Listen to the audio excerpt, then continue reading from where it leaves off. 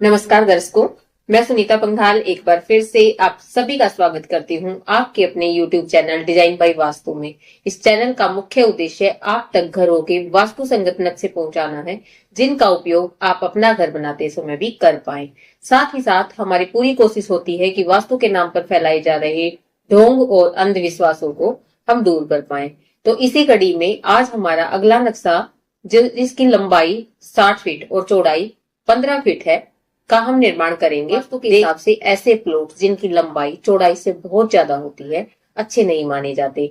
उसका कारण ये होता है क्योंकि ऐसे घरों में बहुत सारी दिशाएं सही अनुपात में नहीं मिल पाती। इसीलिए आज हम जिस नक्शे का निर्माण करने जा रहे हैं, हम कोशिश करेंगे कि हम वास्तु के हिसाब से उसकी लंबाई और चौड़ाई को बैलेंस कर पाए। तो चलिए देखते हैं नक्शा किस प्रकार से बनेगा। हमारे पास एक प्लॉट है जिसकी चौड़ाई 15 फीट और लंबाई 60 फीट है।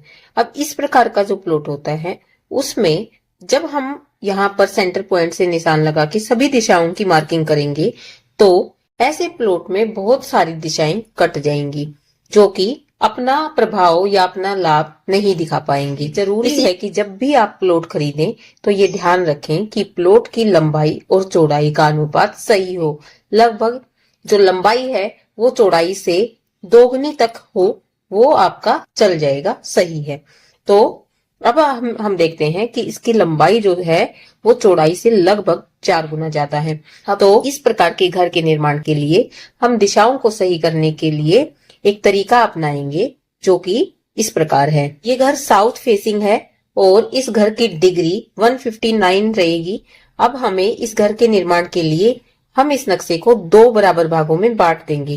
पहला 15 बाई 25 का, दूसरा भी 15 बाई 25 का, और बीच में 10 फीट के एरिया को हम खाली रखेंगे। इस प्लॉट पर नक्शे के निर्माण के लिए ऐसा करने के पीछे जो उद्देश्य है वो यही है कि हमारे पास सभी दिशाएं बराबर मात्रा में आ जाएं और इस घर में रहने वाले लोगों को सभी दिशाओं का लाभ बराबर रूप में मिले। यहाँ पर हम इसे प्लॉट नंबर 1 मान लेते हैं और पिछले वाले को प्लॉट नंबर 2 मान लेते हैं। बीच में जो स्पेस है वो खाली है। अभी देखते हैं कि प्लॉट नंबर 1 का जो नक्शा है वो किस प्रकार से बनेगा। इस घर के निर्माण के लिए हमें सबसे पहले सेंटर पॉइंट की मार्किंग करनी है और उसके बाद दिशाओं की मार्किंग करनी है, ताकि हमें पता लगे कि दिशाएं कौन सी दिशा कहाँ पर है। अब इसके बाद हम देखते हैं कि हमारे घर में साउथ की जो डायरेक्शन है वो आगे की तरफ है और साउथ ईस्ट साउथ का ये जो एरिया है ये हमारा यहाँ पर पड़ता है। हम इस एरिया को किचन के लिए बनाकर रखेंगे, क्योंकि पहली बात तो ये दिशा सही है और दूसरी चीज ये है कि जब किचन आगे होगी तो वेंटिलेशन की दिक्कत नहीं आएगी। तो हम किचन के वेंटिलेशन के लिए भी किचन को आगे रखेंगे। इसके साइड में हम 4 फीट की एक गली नुमा जगह रखेंगे, जिससे कि हम घर में पीछे तक जा पाएंगे। किचन से आगे फर्स्ट रूम का निर्माण होगा, जो कि 10 बाई 14 का रहेगा और उसके पीछे वेस्ट नॉर्थ वेस्ट की डायरेक्शन में हमारा बाथरूम की व्यवस्था होगी। इस पूरे एरिया को खुला रखेंगे क्योंकि हमारा ये जो एरिया है ये नॉर्थ डायरेक्शन पड़ता है। हमारे घर का अगला एरिया साउथ है और पिछला एरिया क्या है, नॉर्थ डायरेक्शन है। किसी भी घर में अगर नॉर्थ डायरेक्शन खुली है, नॉर्थ ईस्ट की ये डायरेक्शन खुली है, आपके घर में हवा और धूप के आने की व्यवस्था ठीक रहती है। इसीलिए नॉर्थ का एरिया जो है आपको खुला रखना चाहिए। इस एरिया को हम खुला रखेंगे। इससे आगे हम अगले वाले नक्शे का निर्माण करेंगे, जो कि इसी नक्शे का, इसी प्लॉट का दूसरा पार्ट है, जो भी 15 बाई 25 का ही एरिया रहेगा। तो देखते हैं कि इस घर के दूसरे एरिया को हम किस प्रकार से बनाते हैं। ये हमारे प्लॉट का दूसरा हिस्सा है, जो भी 15 बाई 25 का ही है। इसका नक्शा बनाते समय भी हमें वही काम फिर से रिपीट कर लेना है। सेंटर पॉइंट का निशान लगाते हुए सभी दिशाओं की मार्किंग करनी है, ताकि हमें दिशाओं का सही अनुमान लग पाए। अब इस घर का निर्माण करते समय हम देखेंगे कि यहाँ से हमारा जो 180 डिग्री के लेफ्ट हैंड साइड का एरिया जो बनता है, उसमें हम यहाँ पर दरवाजे का निर्माण कर लेंगे। ये S4 S3 का एरिया आपका बन जाएगा। इसी के साथ ये जो पहला कमरा है, यहाँ पर खिड़की का निर्माण करेंगे और यहाँ से दरवाजे का निर्माण करेंगे और पहले रूम का निर्माण करेंगे।